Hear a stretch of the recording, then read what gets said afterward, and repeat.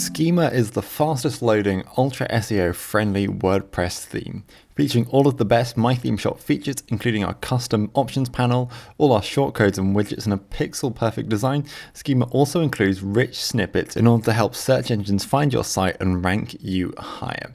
It's available on MyThemeShop.com, and in this video I'm going to be showing you how to get it completely set up. And for this you're going to need a good knowledge of WordPress, and if you don't have that, then no worries, head over to MyThemeShop.com/WordPress-101, and here you're going to find a whole library of videos including all of the basics as well as some more advanced tutorials to help you out. So once you purchase the theme, the first thing you want to do is head to the member area at MyThemeShop.com/go/member. And here you want to scroll down until you find Schema. This is going to be on your active premium resources. And you just want to press download on theme files. You can save those files to your desktop, and that's going to be the theme files. Next, you want to head over to your WordPress dashboard, and here you want to head over to Appearance, just hover over that and click on Themes. I'm going to add a new theme here and then upload a theme. You can now choose the zip file you've just downloaded. So select that one there, press open and then install now. And what WordPress is going to do is upload the file and install it. Once that's done, you're going to see this message here and you can just activate the theme. Straight away, the theme is going to take you to some recommended plugins, and you can take a look through these and install them if you would like. Those that are installed already, you're going to see you've got a notification there. The first thing to do before we get started is going to activate one of the pre-built layouts you'll find on the demo on MyThemeShop.com. And we can do this just with one click by heading to Appearance and then Theme Options. We're going to be taking a full look through the theme options in just a moment, but before we do that, if we scroll down and then click on Import and Export, then you're going to see you've got these two options here for the preset layouts you're going to find on the demos on MyThemeShop.com. And you can now either import just the theme options or the theme options and the demo content for either of these. And this will set up the theme exactly how it is in the demo. This is really useful if you just want to get everything set up quickly, and you can then tweak it afterwards to get it looking exactly how you want it. I've already got content on my site, so I'm just going to import the theme options here. Just press OK, and then once we do that, we're going to see that has completed, and we now have the options set up as they are on the demo on MyThemeShop.com. And if we take a look at our site, we're going to see we've got that here. So I'm now going to show you a more in-depth look around the theme options, and we're just going to go through all of these to make sure that you fully understand how to set up your site. If you click on General Settings, then here you're going to find the tab for the settings which are applied for the whole theme. Here you've got things such as your logo, your favicon, your touch icon, and your metro icon. So to add any of these, perhaps my logo here, you can just click Browse, and you can either upload files by clicking Select Files or just dropping any files into this area. Or if you go to your WordPress media library, you can choose any files you've already uploaded, and here I can just select my logo here. If you want to remove the logo, you can do so just by pressing there, and that will revert back to the text. It's the same for your favicon, your touch and metro icons. You can also add your Twitter username. So here I can add my ThemeShop team in order to add my Twitter, and also your FeedBurner URL. This will redirect your RSS feed to your FeedBurner RSS feed, which has some additional features such as analytics, and you can find that at feedburner.com. So if you want to set that up, then you can just type your FeedBurner URL in here. So feeds.feedburner.com/MyThemeShop for me. And you can also add here any header code that might include things such as your Google Webmaster Tools verification, Bing Webmaster Central, buy-sell ad scripts, and Alexa verification, and so on. You can just paste in those codes here for ease of use. And you've also got the same for your footer code here. You might have things such as Google Analytics or Stat Counter here. Next up, you can choose between your pagination. If we have a look at my site, we're going to see currently we have this next and previous options, but I can change this to perhaps a numbered or an AX, load more, or infinite scroll.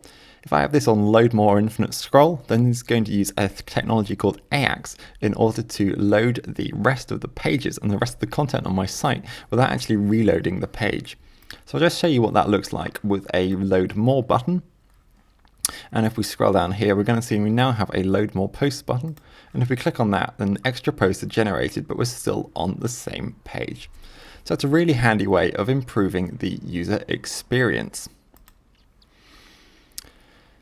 We can also disable or enable as quick search, and you can do that just by turning this on or off. And if you do that, then you're going to see, if I just save this here, when we do a search on the site, then you're going to have the search field is going to auto-complete. So if I just search for this post here, we're going to see that the auto-complete happens, and we have the picture as well as the title and date of the post. This is again a really useful way of improving the user experience. Next up, we have the option to show posts on blog pages, and you can choose between showing excerpts and full posts here. You probably want to just keep this on excerpts so that people have to click through to the full post. You can also turn on or off the responsive design. If you have this off, then people accessing your site on mobile or tablet are going to have the full web version, whereas if it's turned on, then there's going to be a specific mobile or tablet version. You can also have right to left language support on, and if you're using the WooCommerce plugin, you can change the total number of products which are shown on the shop page at one go. Once you've completed all of those, you'll want to save your changes, and you're going to see it tells you your settings have now been saved. The next tab then is to look at is the Performance tab, and this tab contains many performance related options which can help speed up your site. First up we have the option for prefetching. Enabling prefetching will, if the user is on the home page, then single posts will load faster, and vice versa. If the user is on a single page, then the home page will load faster. This only works in modern browsers, but it's a great way of speeding up your site. You can turn that on just by pressing this. You can also turn on or off lazy loading, which is delaying the loading of images that are outside the section of the screen where the user is currently viewing until the user scrolls to them. So having this on, then as a user scrolls down, the images that the user comes to are going to load, and this is useful for speeding up your site, as it means that the initial page is going to load much faster, and any additional images can then be loaded in. You can also choose whether to lazy load featured images. You can have that on or off. So you might want to have this one off so that featured images always display, but you could lazy load content images, and you can just do that by pressing these. This would be a really great way of speeding up your site just a little bit. You can add async JavaScript to script tags to improve page download speed. This is a simple one to have on, as well as remove ver parameters from CSS and JavaScript file calls. And this may improve speed in some browsers which do not have caching files in their parameters. And again, just turn this on, and that's going to make your site faster. If you're using the WooCommerce plugin, then you can turn on or off loading WooCommerce scripts and styles only on WooCommerce pages. And finally, you might want to use a caching plugin in order to increase your page download speed dramatically. And we'd recommend using either W3 Total Cache or WP Super Cache, and you can install those just by clicking on those links. As always, make sure you save your changes once you have finished. And the next option we have is the styling options. And here you can control the visual appearance of your theme, such as colors, layouts, and patterns. Now, the first thing to do is to choose a color scheme. Here you can choose your main color, and you can either type in the color code here and reset that by pressing the default, or you can use this color picker here in order to choose a color. So if I wanted to perhaps have a nice red here, I could select that there, and if I save those changes and then we refresh my site, we're going to see that the main color of my site, the primary color, is now that nice red. And we're going to see that throughout the design on the site. You also have the option to change your layout style. This is the default position for the sidebar on your site. You can also customize the position of the sidebar for individual posts on the post editor. You'll find that under posts and then the regular post screen. You can choose between a right sidebar or a left sidebar. Currently I have mine on the right, as you can see. I'm just going to keep it there, but to have it on the left, you would just click on that one there. You also have options for your site background. Here you can choose between a background color, a background pattern, an image, or a gradient. And you also have some preset ones here. To change the color, again, you just need to use this color picker here. You can choose between any of these colors using this color wheel and also fade those. To reset to default, you can just press that one here. If you want to use an image, then you can choose between any of these preset patterns just by clicking on these. So if I wanted to have a light pattern here, I might have that one. and press Save Changes.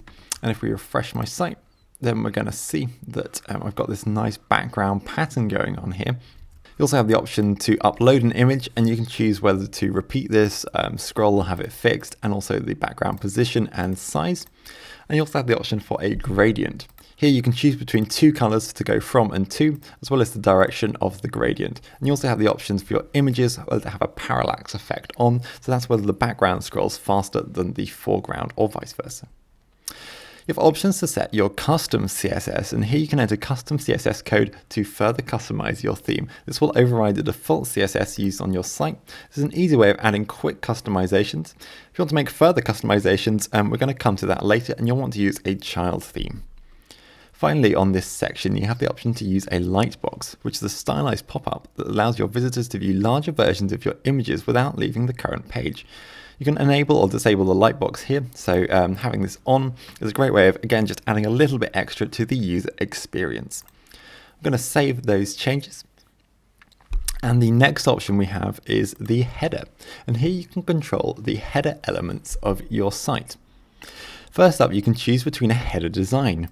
The default is this logo with the menu underneath. However, you can also have the logo in a single block here. If we save that and have a look at our site, then we're going to see here that changes to a more streamlined look with the logo text on the left hand side and then the menu on the right. We also have that additional submenu, which is now shifted over to the right.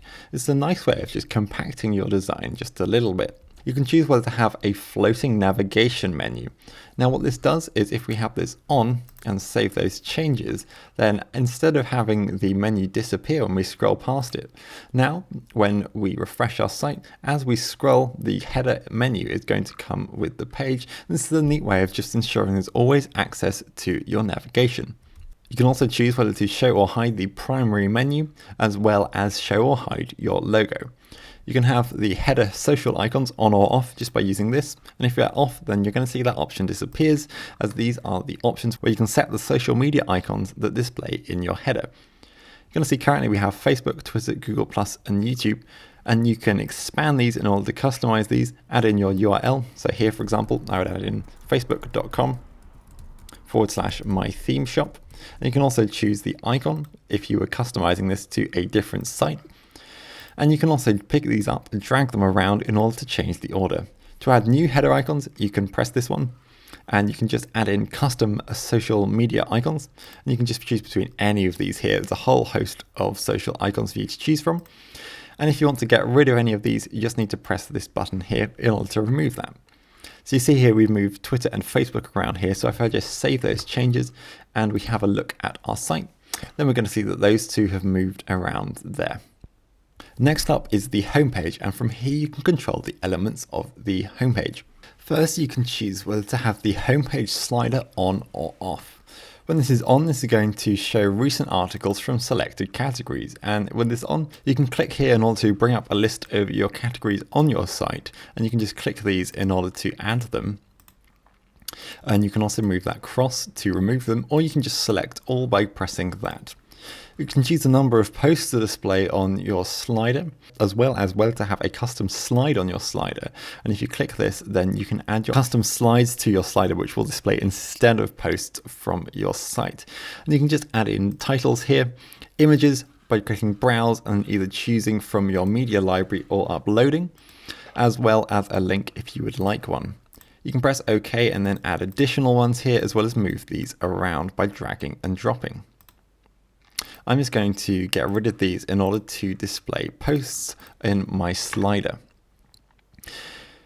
I'm just going to save those changes, and if we refresh our site, then we're going to see that on the homepage we've now got this slider showing up, displaying 3 posts from all of our categories, and you can click through any of these in order to get to the posts themselves. If we head back to the homepage, you can now also choose the homepage thumbnail size. This is the featured thumbnail size for your site. By default, this gives you a wide featured thumbnail, but you can have this one on the left-hand side to embed the picture next to your post a little more snugly. So if we would just refresh that here, we're going to see we've got those images just displaying on the left-hand side now. If we head back to those options here, we can also choose the featured categories in order to select the categories that display on the homepage. And by default, this has the latest posts. And we can see here this is done by just selecting latest posts here, and also the number of posts, which for latest post is pulled from settings and then reading, which you'll find here on your dashboard. If you want to change this to a category, you can use this drop down to choose between all of the categories on your site. For example, you can have breaking, you might have here, you might have just 2 posts from that, and then you might have your latest post displaying below that. And you can also just drag these around, add as many as you like, as you're used to by now. So if we just save those changes and have a look, we're now going to see we've got 2 posts from the breaking category. And then below that, we've got latest posts as normal. You also have the option to change the homepage post meta info. This is the details that appears next to each of your posts on the homepage. It includes the author name, date, categories, and comment count. You can just drag these around in order to customize them, or if you want to disable certain ones, you can just drag that over here in order to disable them. So if I wanted to remove the categories and dates, for example, I would do that, save those changes. And if we just take a look, we're going to see that those details have disappeared from the area here where the post meta info displays. As always, you want to make sure you save your changes once you are done. And next up is the footer. Here you're going to control the elements of your footer section. And the first thing you can do is enable or disable the footer. By default, this is off, but you can turn this on in order to add additional widget areas to your footer. You can choose between either 3 or 4 widget areas. This will just change the width of them. I'm going to have that on 3. You can change the footer background color. So by default, we can just have this dark gray, very dark gray, but we can just drag these around or choose a different color. I'm just going to leave that with the default. You also have the option for a background pattern and an image. I'm just going to leave that as they are. You also have your copyright text here, and you can just change this text by selecting it here. You can change this link to an affiliate link and earn up to 70% on sales, and you'll find details just by clicking this link. You also have the option to change the background color for your copyright section, just to make sure it doesn't clash with your background. I'm just going to save those changes. And if we take a look at our site now, then we're going to see down the bottom, we've got this strip here, but it's got no content in it. That's because in order to add that in, we need to go to appearance and then widgets and then add in widgets. We're going to come back to this later in the video, so look out for that there. Next up, we have single post, and from here you can control the appearance and functionality of your single post page. First up, you have the option to customize in which order the sections of the page go. You can enable or disable any of these, as well as drag them around in order to customize the page. You might want, for example, to have your author box above your related posts, and you can also just expand this in order to choose the number of related posts, as well as whether these are ordered by categories or tags. You can also choose whether to enable or disable tags. So if I wanted to add these in just before the post content, I would do so just by dragging that in here. If I save those changes and then head over to a post, then we're going to see I've got tags right at the top of the page. But as we scroll down, we're going to see we've got the author box and then related posts displaying below that. Next up is meta info, and again, as with the homepage, you can enable or disable any of these just by dragging and dropping. That includes the author name, date, categories, and comment count. Just drag these around in order to enable or disable or reorder any of these. You also have the option to turn on or off breadcrumbs. These are a great way of making your site a little bit more user-friendly, and they show the categories that the post has come from, as well as a link back to the homepage. Just a neat way of adding a little bit extra to your navigation. You can also choose whether to highlight author comments just by having this on or off, as well as whether choosing to have the date in comments. Again, you can just have this on or off. As always, you'll want to make sure you save your changes once those are done. And next up, we're going to have a look at social buttons. Here, you can enable or disable the social sharing buttons in use on single posts.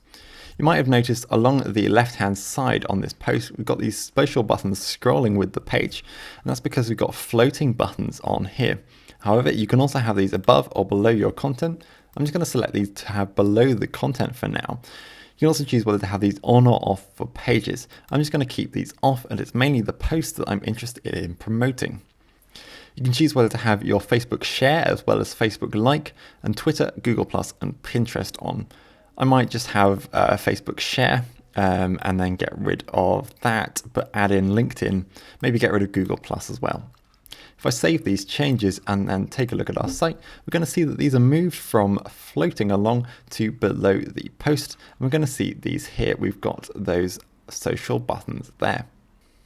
As always, you want to make sure you save your changes, and the next option is ad management. Here you've got options to easily customize and display adverts on your site. You can control everything here without the need for separate plugins. That includes adding a header ad. You can just paste in your AdSense, buy-sell ads, or other ad code here in order to show an ad in the header area. And also you've got an option for below post's title. Again, just paste in your ad code here and also below your post content. You also have, for these post options, an option whether to display the ad only after a certain number of days. You might do this in order to show the ads mainly to search engine users and hide them for your regular users. So you can just add in a date, for example 7 here, to display the adverts after 1 week of your post being published, or you can just have this set to 0 in order to disable this feature. It's a nice way of just adding a little bit extra for your regular visitors whilst ensuring that you're able to get revenue out of search engine visitors. You always want to make sure you save your changes. And next up is the sidebars. Now here you have full control over your sidebars. This means you can manage and select additional sidebars for each section of your site, as well as make a custom sidebar on a per post basis in the post editor. You'll be able to do that under posts and then add new or just editing. So here we can create unlimited sidebars and then apply them to each section of our site. You can create a new sidebar just by pressing add new here. And then you can add in a name. For example, if I wanted to have a page sidebar, then I would do that here just by adding a name and an ID. So sidebar page is fine for me here. If we save those changes, then we can now apply the sidebar to different areas. We're going to see if we click on this drop down, then we have either the default sidebar, the custom sidebar we've created, or have no sidebar whatsoever. So for pages, I'm going to add in the page sidebar. But for posts, we might like to have no sidebar whatsoever, and everywhere else we'll leave it as the default. You'll see you have options for all the different types of pages on your site, including options for the WooCommerce plugin if you're using that to sell products on your site. So if we just save those changes, then we're going to see that if we just refresh this post on our site, we're going to see this takes up the full width. Whereas if we go to a page now, then we're going to see we have this custom sidebar, which is different from the homepage sidebar, you'll note. And we can customize all of these under appearance and then widgets. And as I mentioned earlier, we're going to come to widgets later on in the video. You can add additional sidebars just by pressing add sidebar again, and you can remove those by pressing delete. You can add as many sidebars as you like in order to get full customization on your site. As always, make sure you save your changes once you are done. The next option is navigation, and you're going to find options here in the menu section. So if you just click on this link, this will take you to the WordPress menu editor.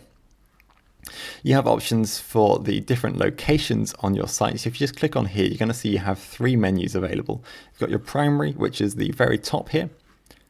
Secondary, which is this one below, and then the option for a mobile menu.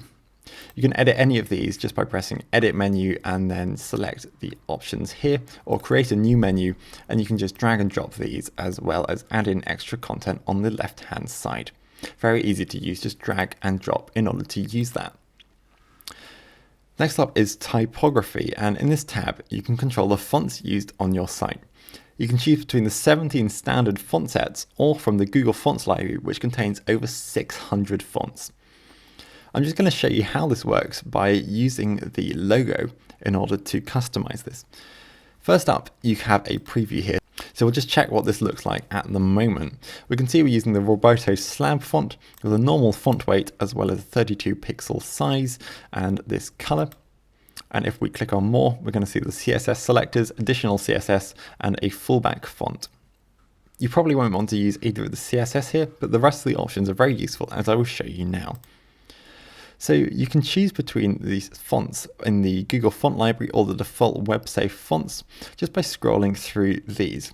Now there are a lot of Google fonts available, so you might want to have a look on the Google Fonts website and then come back to here and just search for the font you want to add. So if I want to add a specific font here, then I could just do a search here and then select that. And we're going to see that the preview also updates. You can also change the font weight if this is available for your fonts. We can make that just a little bit thicker, as well as the font size in pixels and the color. A fallback font is always useful. This will display if the font which you have selected is not available. So I might just go for Georgia here as a fallback. You can then do that exactly the same process for all of these different options where all of the different typographies are displaying on your site. It's the same process for all of these. You can also choose to display additional character sets if you're using in a non-Latin language. You can just tick these in order to load those for fonts where that is available.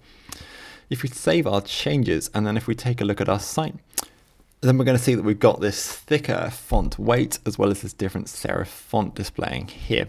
And the rest of those are the same for now, but we could change those if we would like, just using these settings here. The final tab to show you is the Import and Export tab. As we looked at earlier, you can import preset options here, and you can just click on these as I showed you. However, you also have the option here to import and export your theme options. So if we click on this here, this is going to generate code which will export us all of the options we've created here, and you can either copy and paste these into a different installation of your theme and import them using this option here. You can just paste that code in there in order to load that, or you can save this to a text file in order to create a backup. You also have the option to create a child theme. Child themes are great to use if you want to make additional customizations to any of the code in the Schema theme. This will make sure that your changes are future-proofed against additional updates, so when you update your theme, you're not going to lose any changes. You can create a child theme just by typing in a name for it here, so Schema child, and then creating child theme just by pressing this button. If you then head to Appearance and then Themes, you'll be able to activate this new child theme, and that will allow you to make the changes without overwriting. As always, you want to make sure you save your changes once you're done. And that concludes our look through the theme options. The last thing to show you then is the widgets. Now, if we head to Appearance and then Widgets, this is going to take us to the WordPress widget page. Here you have on the left-hand side all of the available widgets for your site, and on the right-hand side the different widget areas. This includes the default sidebar, any additional sidebars we've created for the footer, remember that from earlier, as well as any custom sidebars that you've created. You can add or remove widgets just by dragging and dropping. So for example, if I wanted to add in a post slider, then I would just select this here, drag, and then I can just drop it in. This brings up some additional options, and we can either change the title here, add categories, so I can just select these or select individual ones just by using the control button here. I'll select all of those, and we can change the number of posts to show, as well as the navigation type, whether we have bullets or arrows. You can also choose whether to have the post title. I'm just going to leave that off. So that's just how widgets work. You'll find the individual settings are expanded under each, as well as a save button at the bottom. You can close or delete widgets by pressing this button, and then you've also got the option to drag and drop these in order to move them around. So if I wanted to change from my default sidebar, perhaps on the page sidebar have these social icons, and then in the footer have these recent comments, and maybe add an extra search box to the footer, I can do that here. If we now refresh our site, we're going to see that this sidebar has now got less in it. But if we head down to the bottom of the page, then we have these additional feature posts, recent comments, and the search box. If we now view a page, we'll see our custom page sidebar has that follow us button. And to add extra content here, it's just a case of dragging and dropping. So that concludes our look around the Schema theme. As I mentioned, it's incredibly fast loading, ultra SEO friendly WordPress theme. Hopefully with this video, you found out how to get it working for your site. If you have any queries, then head over to community.mythemeshop.com, and thank you very much for watching.